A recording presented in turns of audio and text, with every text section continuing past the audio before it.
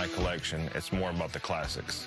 It's not about the muscle cars. There's nothing in here that's 700 horsepower. There's nothing in here that's got big old fat tires. The late 50s, early 60s, I think, were spectacular. This is one of my projects, which is actually coming along, believe it or not. It just takes some time.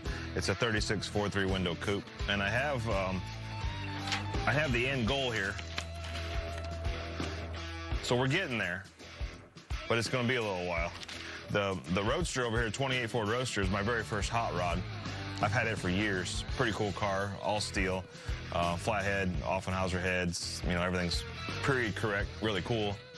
This is my very first car. Not my very first race car, but my first passenger car. So this is a 1974 Triumph TR6. My grandfather had a stroke, was gonna sell it, and my dad says, well, why don't you give it to your grandson for his birthday? So I got it prior to my 16th birthday. My dad and I restored it, which makes it even more special. There's no price tag on this car. I mean, you can never offer me any amount of money, it doesn't matter.